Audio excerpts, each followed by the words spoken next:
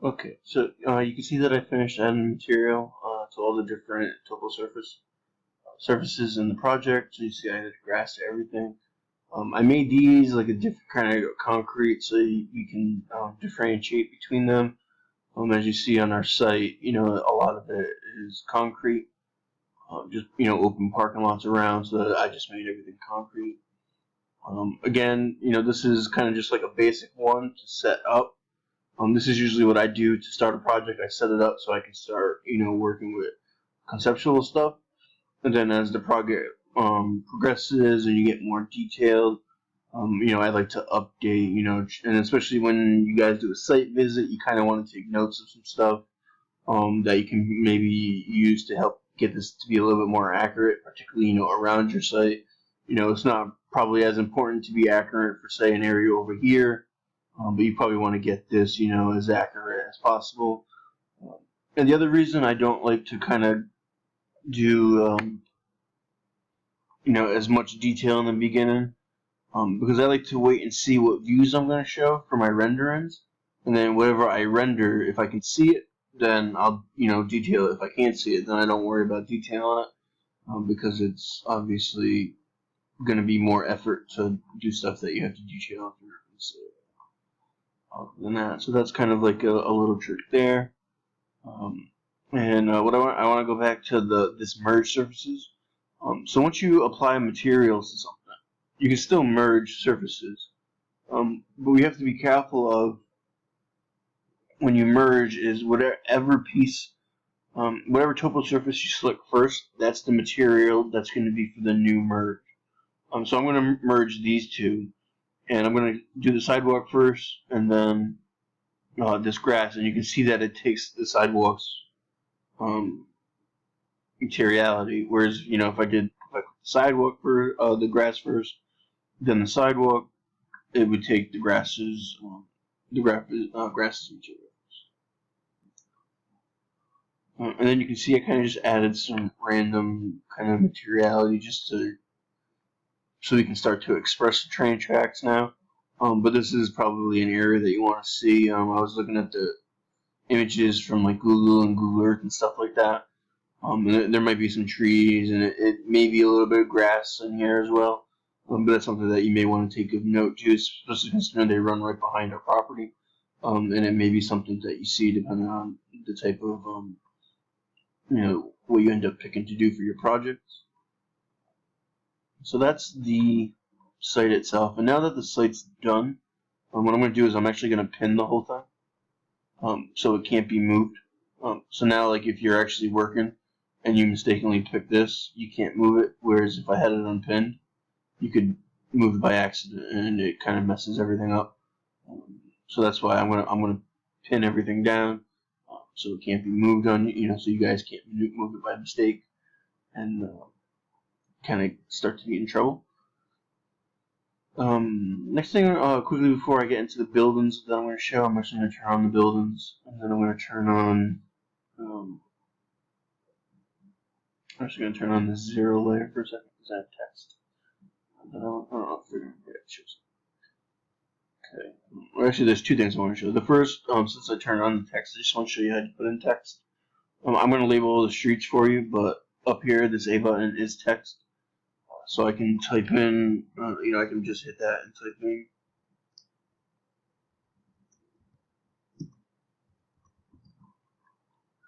So you have the text, and you can see it's probably a little too big. So I already have a bunch of text created here. As you can see, there's different types. If you ever want to create your own, like kind of unique type, you can just hit edit type. You hit duplicate, and this goes for a lot of different types of families. Kind of the same thing works for like windows and walls. So you would pick like whatever size that you would want. Say if it's like a 1/16 of an inch, then for text size you'd put 1/16 of an inch. Here, if you wanted to do a different type of text font, you could, and colors and stuff like that are here. And then you hit OK, and it makes it a 16. Let me see what an eighth looks like. I'll leave it as an eighth for now. So that's how you can start to add text. Like I said, I'm going to put text, for all the streets. But if you wanted, later on in the project, you're probably going to do your own. your own, whatever you want to do for your own. Another way that you can use, so like right now, what I'm actually going to do is I'm actually going to turn the contours back on, so we can figure what elevation our kind of site's at, so we can kind of move the levels, so the levels are more accurate for our use. And what I'm going to do, I'm actually temporarily, I'm going to hide this. And to hide something temporarily, if you click on it, and these little sunglasses down here, you can do hide element, and it'll hide it temporary, and it's temporary by this little blue box that's around the window. So what I'm going to do is I'm going to turn contours on, so we can see the different contours. And I believe I saw earlier that we're around 12'6". So you can see that this is a 12-foot contour here, and this is the 13-foot contour. So we'll say that our site is around 12'6". So basically what I'm going to do, before I do that, I'm going to turn the contours back off so they're not in our way. And cut a quick section so I see the contours and the different levels.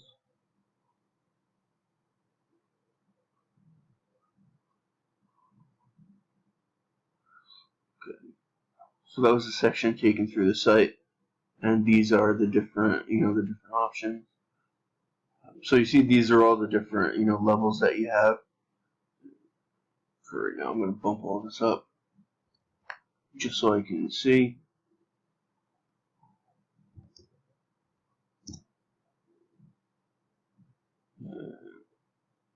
This was, we'll say. So you can see the site is at 0, but as I mentioned, we were up a little bit.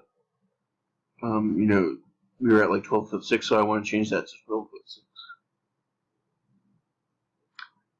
And it's easy to change, and all you gotta do is you just click on this, and then you can type in 12'6", and it'll move, it'll move that level up so it's flush with kind of where our site's gonna be.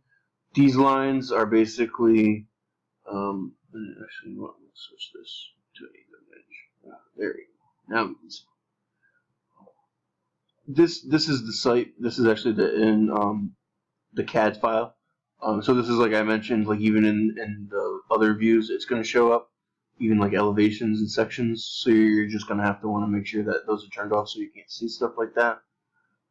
Your first floor, so you can see that this is at 12'6". So this, we'll say, is the first floor is at 13'6". That's because that.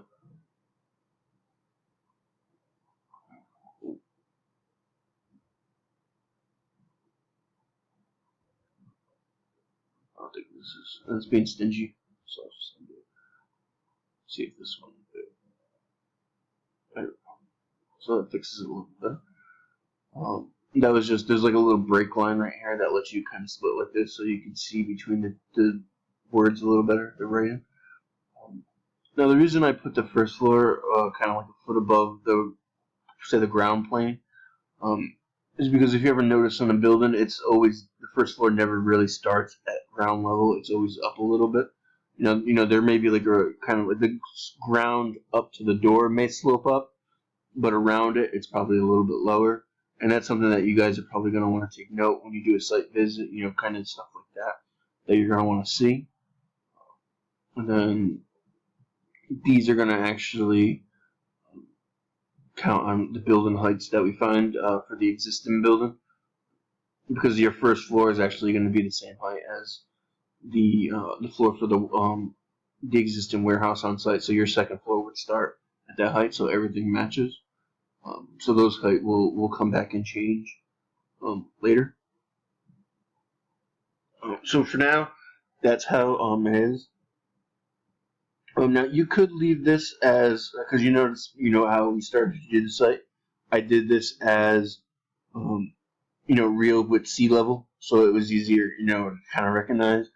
Now, a lot of times people kind of don't want to see, they say 12'6", they think, oh, you're 12'6" above.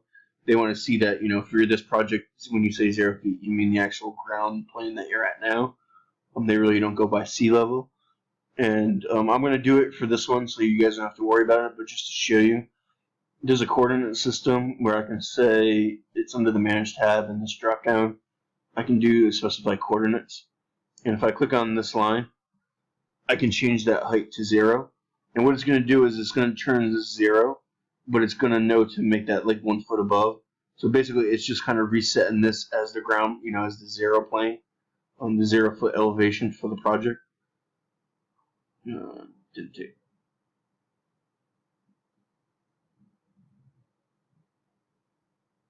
Let's try that again. Usually it should take. It's weird. Well, I'll look into that. It'll be fixed by the time you guys get the file. For some reason, it should update. I've done this before, so just last semester. But yeah, like I said, I'll look into why it's doing that. But like I said, it'll be all set for you guys when you get it. So this should say, hopefully it'll say 1 week. It should move it. And it's not going.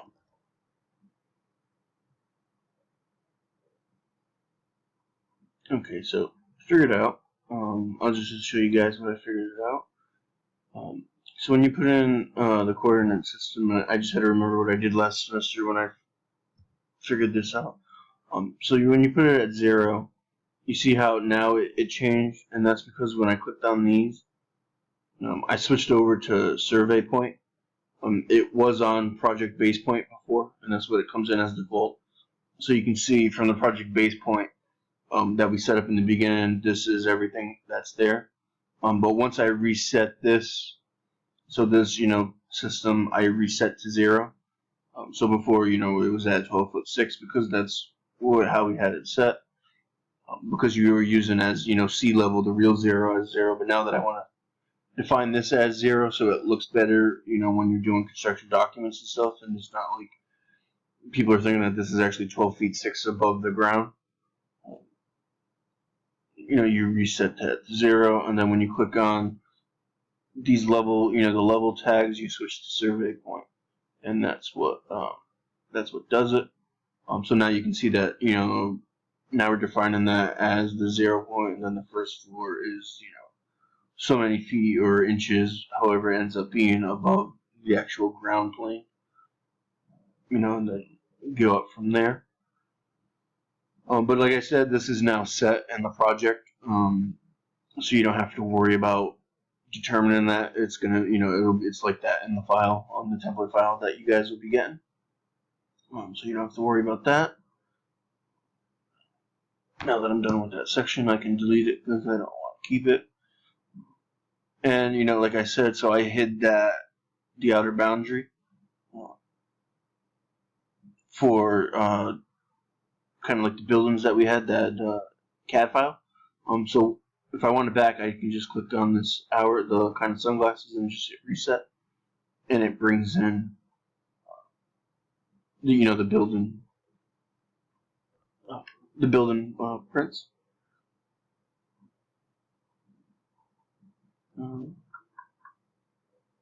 Like this is the last thing I'm going to do here. I want to stop this video here because I'm running out of time, and continue on in the next video. Next video will start to be to show how to do the actual buildings themselves.